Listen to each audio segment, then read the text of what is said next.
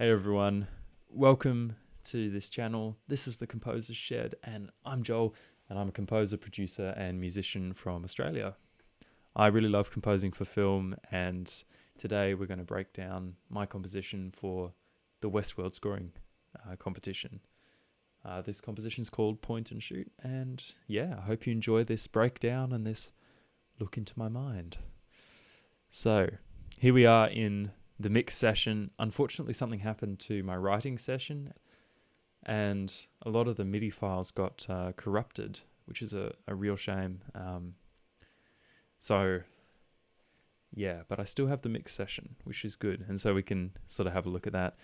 As you can see in here, I've got all the stems that I've bounced out here: strings, solo strings, brass, woodwinds, percussion, guitars, piano, all of that good stuff. And they're all in this folder here, which has all this volume automation on it to mix it to the film. And up here, of course, we have our film clip. So yeah, let's start watching this video and I'll sort of talk a little bit about it as we go through. All right, here we go. I'm approaching now. Stand by. Got it.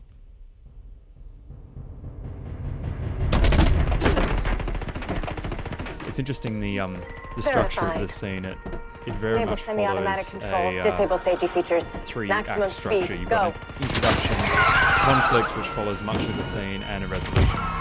So one of the things that I was really trying to do is track a character's journey through that. And I chose the main character we see here. Sorry, I don't know the show. I don't know his name, but the one who sort of goes through the genre-shifting episodes. Oh, I think he's switching genres. So there's the first theme that I've written. Hear that on that solo violin. We need distance. Head south. And here we go, we're into the chase. Tonal shift there.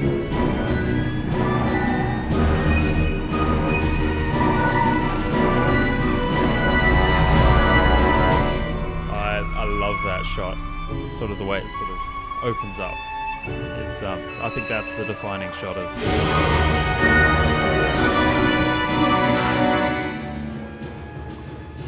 inside the car. We'll talk a little bit more about what I've done with inside and outside feelings later on. It's not.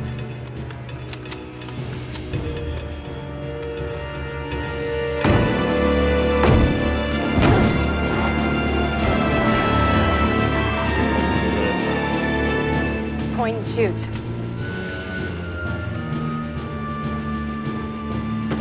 There's that theme coming back.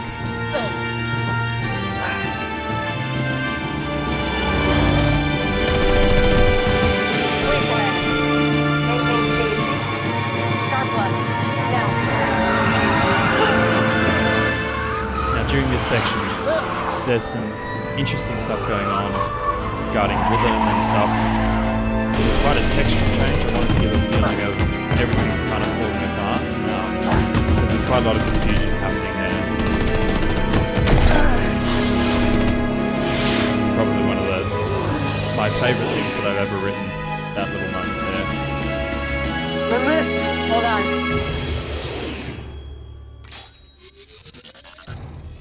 Bit of silence there.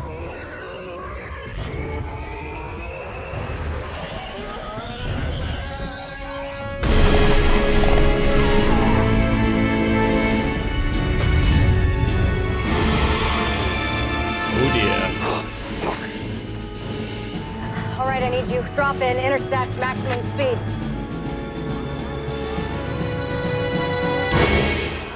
Arm charges now. I did something interesting there, and we'll talk a little bit about that, but that's sort of a 90%. little film composing trick 94%. More. 98%. to help the dialogue be understandable, which is super important. Stop.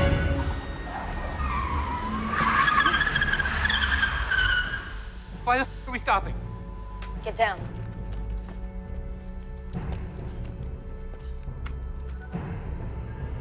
Sort of trying to gradually build the tension here. String harmonics.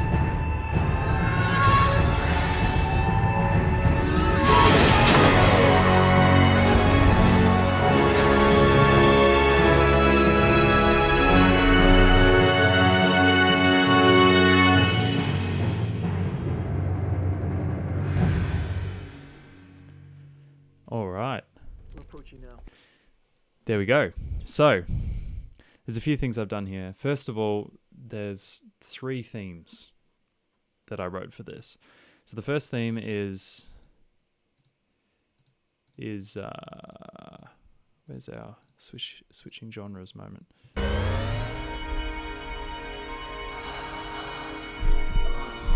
What's happening to him? I think he's switching genres. This theme here.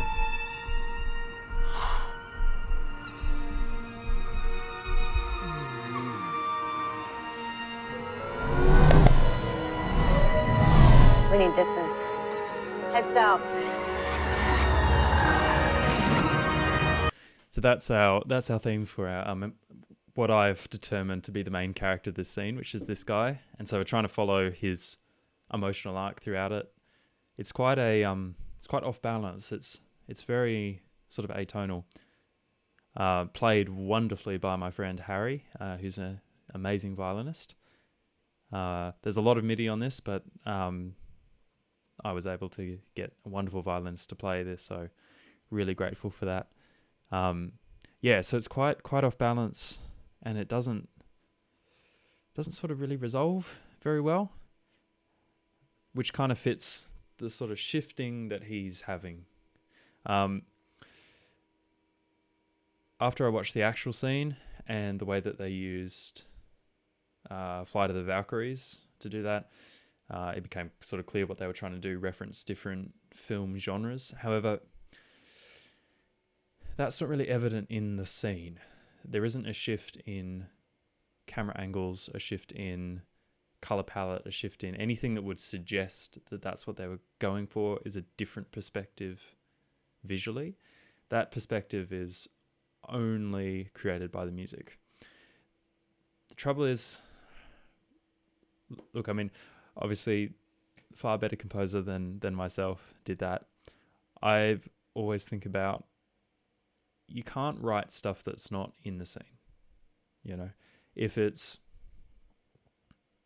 can amplify things. You can't add stuff that's not there, because then the audience feels cheated and they're not sure what's happening because there's nothing there that they can sort of latch onto. The visuals and the score have to be in alignment. So in that sense, that's why I chose to do it the way I did. So we've got this theme here, which is interesting, and it has a development later on, which happens.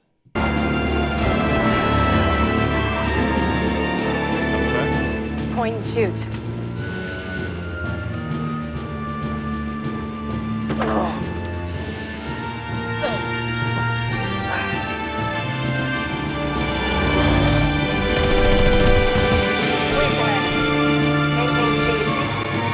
So there's that theme again. And it's now taken on a more heroic quality. The brass are blasting. It ascends at the end rather than descending. It's sort of like, yes, this is a heroic moment for him. Sort of, you see him at the start of this clip sort of a bit out of things. He doesn't seem confident or self-assured. Over the course of the scene, I wanted to get him from that moment to that expression that he has at the end, where he's sort of smiling and he's like, wow, what is going on? Sort of embodying a heroism. I wanted to get him to that moment. So that's that theme, and those are the two sort of notable usages of that. It appears throughout the piece as well. The second theme that appears is sort of a general world theme, and it's this one here.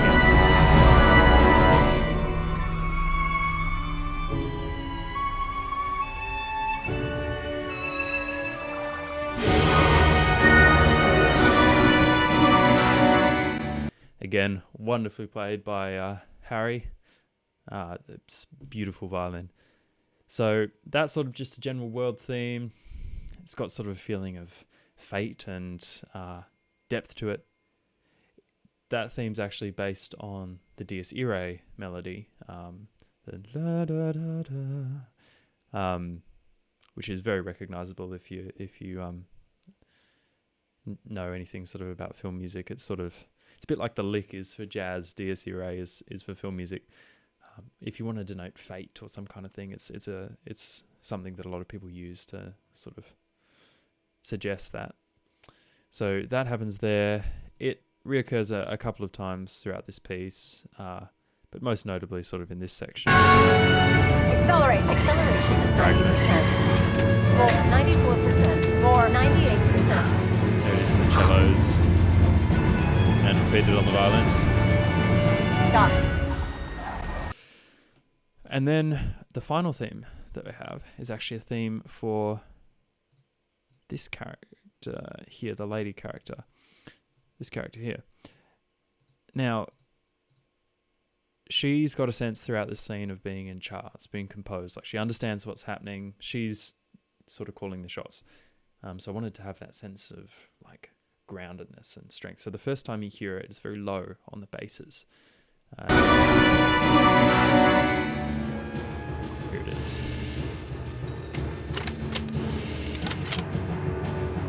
Is that a standard issue? No. It's not.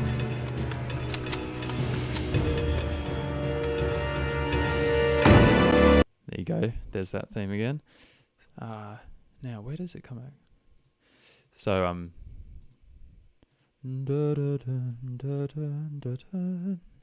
that theme again. Now, that repeats a couple of times throughout this piece, but most notably here at the end, it's sort of the finale, so big blast of the theme.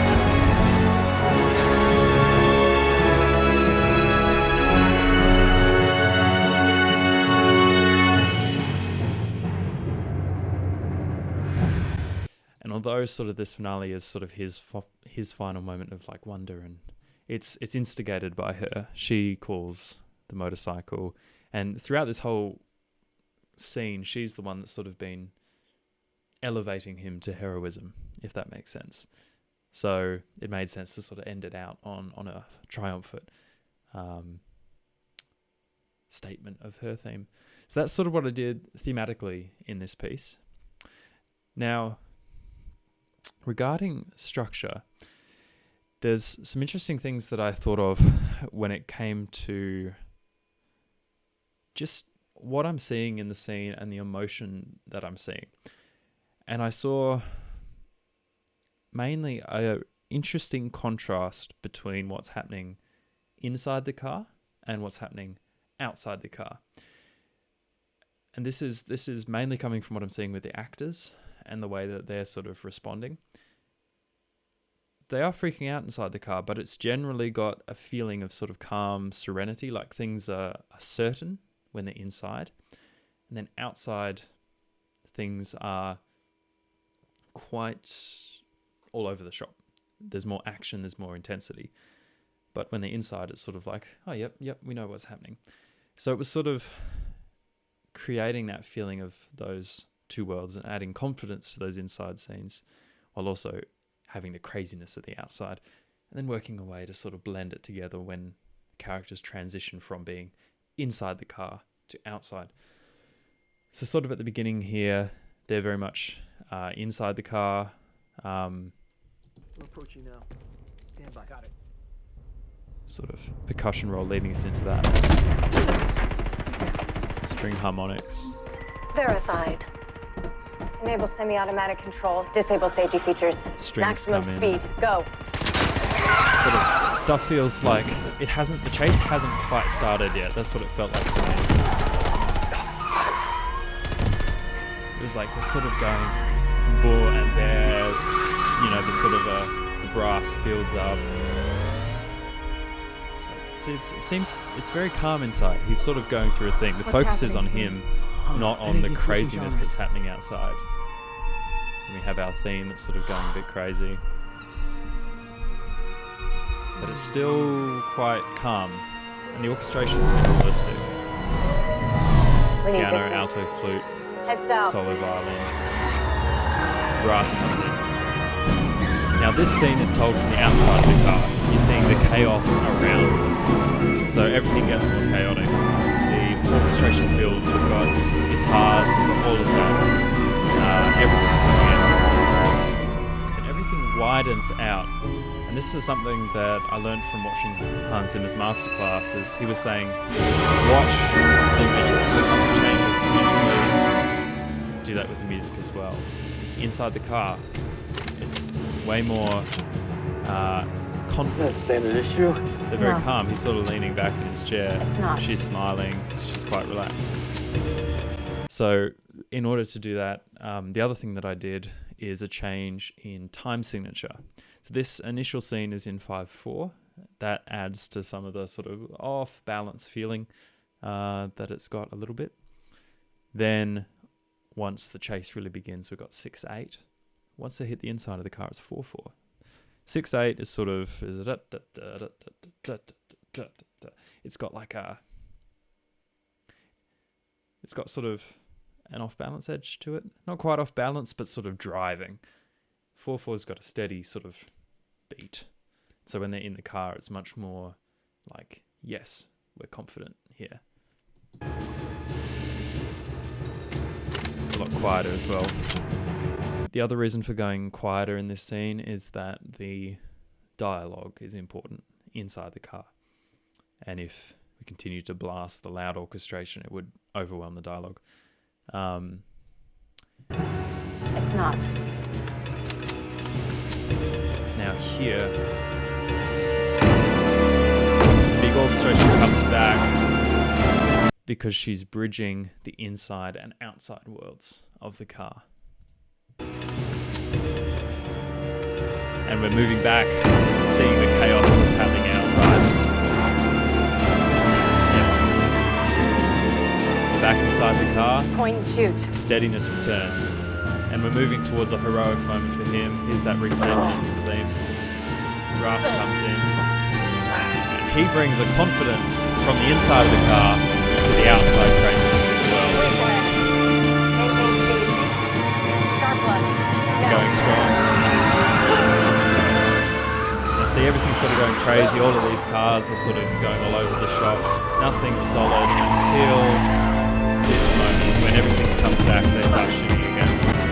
Now, what's happening there? Because there's some interesting things happening. Sharp left. Now.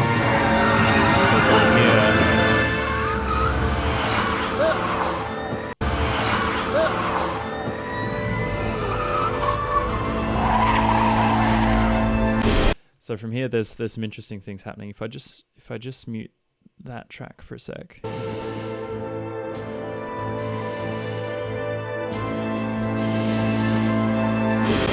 So what's happening there is actually a polyrhythm.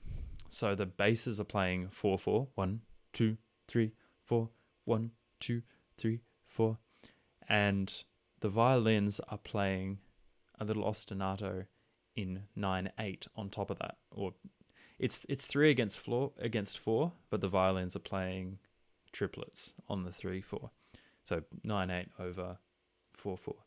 So that adds a really sort of off-balance feeling. It's like, what is happening rhythmically? We also have that alto flute coming in, which is, it's got an oriental flair, but it's not, it's got a tone color that's quite different from the traditional orchestral tone color. And it sort of adds to that like off-balance feeling that I wanted there, because everything's kind of, all the cars are sort of circling around each other, and there's a lot going on there, and everyone's sort of trying to get back on track. So then they get back on track.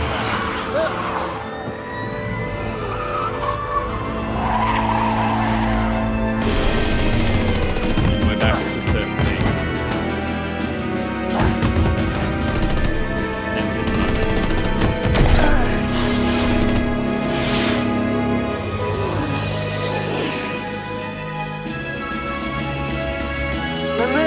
Hold on. Alright.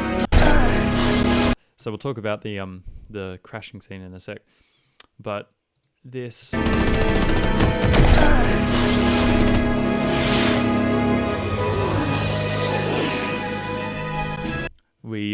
the whole time signature changes to 9/8, again sort of implying that kind of shifting off balance.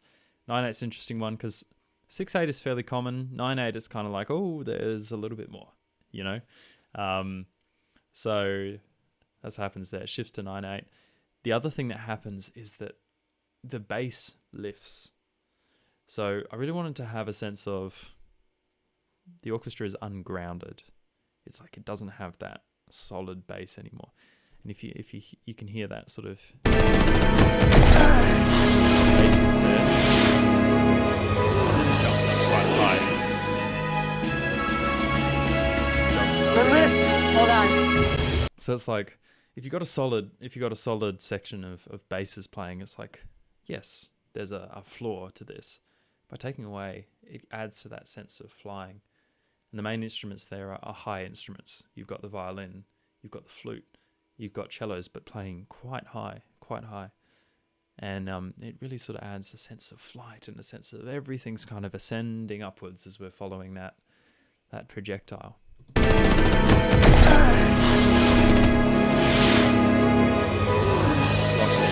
well.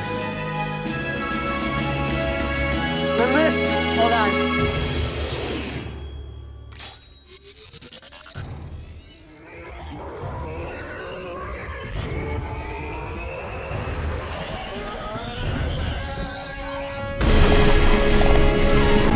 All right, so that one there is an interesting one. This was something that, as I was showing this clip to some members of my family who are very good musicians, they watched it without music and then watched it with the score that I'd done. And initially I scored through that whole section. And their comment was that the sound effects were actually the most powerful part of that section. The way that it unfolds and the sound effects that happen there and the sound of the air moving through. So I gave it a try and sort of just cut everything out except for that bass drum to add a little bit, keep the momentum going, and it really worked. So I give them full credit for that idea, and I think it's a good lesson for myself that sometimes silence is the most powerful tool. And in contrast to the craziness that's happening around it, it's sort of makes you sit up and focus and go, oh, hang on, there's something changed here. I could think of a good example that for a different emotional purpose, but it happens in Dunkirk with Hans Zimmer's score for that. At the end of that film is the first time that you've heard silence. And so it's a real emotional shift. I remember watching that with my dad, and you know, he's into film, but he doesn't often notice score stuff like I generally do. And he sat up when that happened. He went, whoa, something's changed. And he really noticed that silence. So silence can be a really, really effective tool. So yeah, that goes through, bass drum through there, and then we're back into the chase.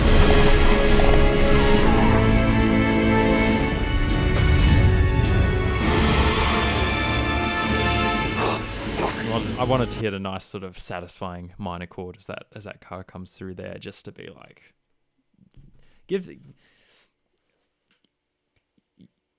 when you're scoring like action scenes, I've been thinking about balance of power, and sort of you can musically give the antagonists more power than they actually have, or the protagonists more power than they appear in the film. So I've been sort of thinking about that, and in this it was sort of like you never really see the antagonists. They're faceless. They appear as cars or as just generic bad guys shooting guns. So it's important to sort of give them a sense of strength and militancy in the same way as the protagonists have a certain strength and confidence.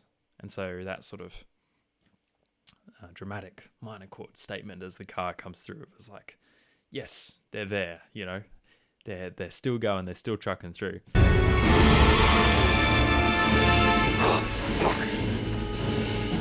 All right, I need you to Another drop in, restatement of her intersect, theme maximum speed. on alto flute. Arm charges now.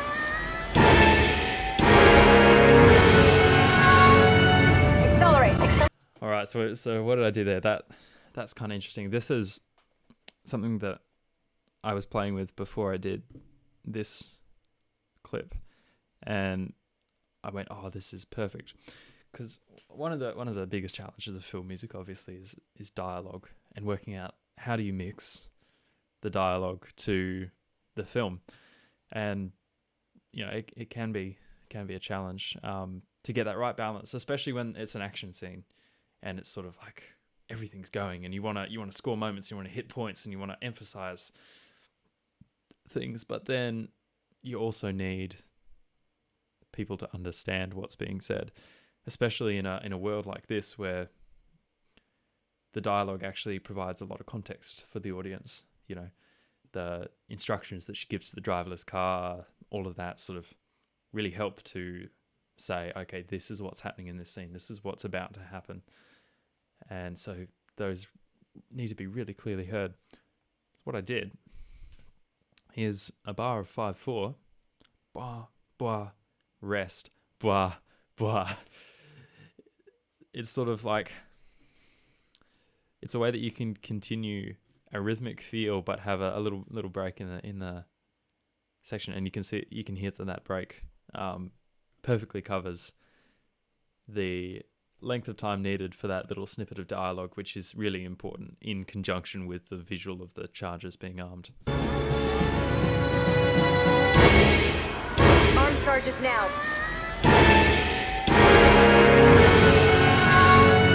Accelerate. Acceleration 90%. More 94%. More 98%. Yeah, so that's sort of interesting thing to play with. And I think it works in terms of making that moment understood, because that's quite pivotal to what happens later on. Accelerate. Acceleration 90%. More 94%. More 98%. It's a restatement of that sort of general world, Stop. fate, tension theme. Accelerate. Acceleration 90%. Throughout this 94%. whole section, the tempo has been increasing. It accelerandos throughout this whole section. It goes, I can't remember what the exact tempo change was, but it increases quite a bit, and it gets to a point where an actual orchestra would be like, there'd be a sense of struggle, and I've done that with the MIDI as well by intentionally keeping those parts fairly sloppy, and to add that sense of realism of a real player, struggling with the tempo, because it's like it's like, it's perfectly playable, but there's a lot of rearticulation in those notes, and there would be a sense of sloppiness there, which helps to provide that sense of like urgency, and it's like, oh, we're rushing towards the end, which is nice. So they come here, keep accelerating.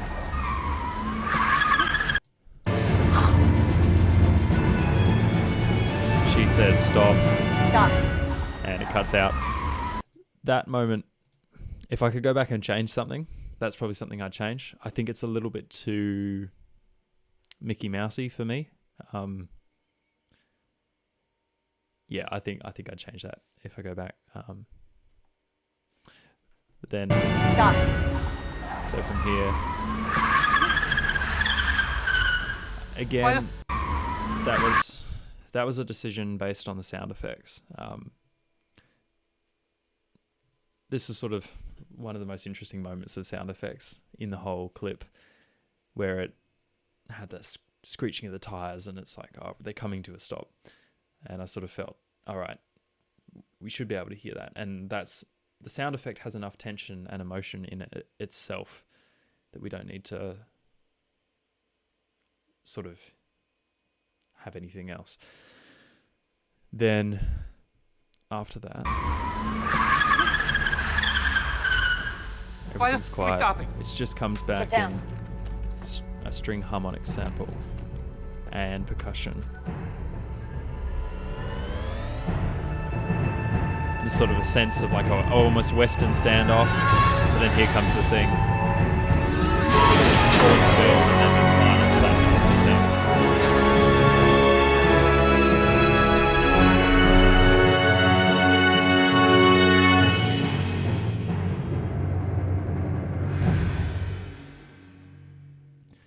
So yeah, everything sort of builds at the end there, and it's just sort of trying to get that sense of rising tension.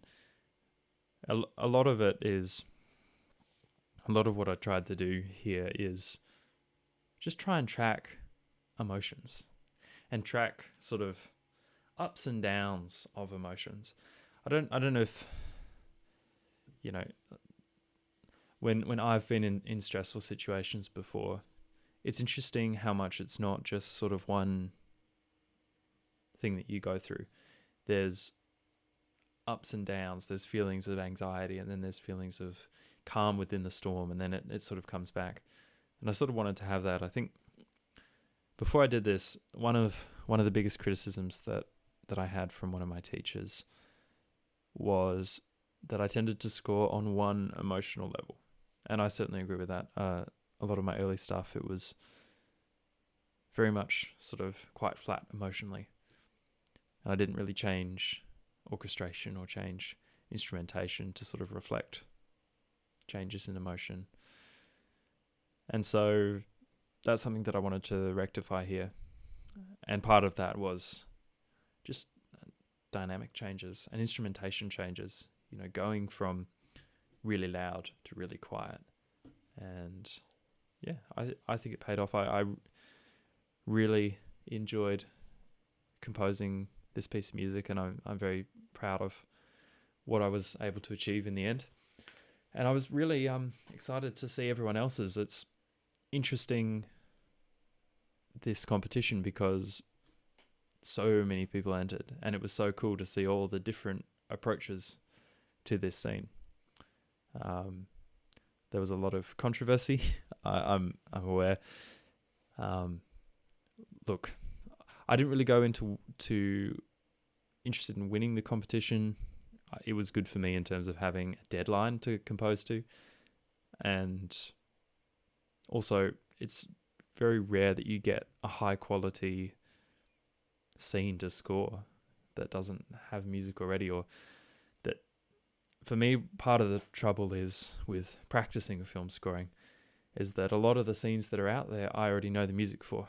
So I have the temp track of some of the greatest composers of all time stuck in my head. And it's hard for me to get past that. So having something that I'm not familiar with, the show Westworld, I'm not super familiar with Ramin Djawadi's work either. So it was sort of, okay, this is perfect. This is something that I can try and create my own sound in. And yeah, look, I'll be honest, I wasn't impressed with the winner of the competition, but the response of some sections of the composing community was pretty crazy. And it's a real shame, honestly, that the outcry against the competition was so strong, because that means it's really unlikely that any other film studio or television studio is going to release clips like this for these kind of competitions.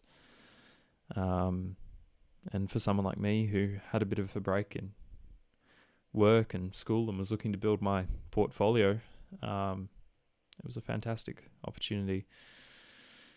And the other thing that was a bit sad to see was some of the criticism that was involved, especially towards the winner. It's a real shame. I think there's so many different ways of doing things, and ultimately I think we should aim for being supportive as a composing community and coming alongside, especially people who are new and who have just got into it and discovered this incredible world of film scoring and writing music to picture.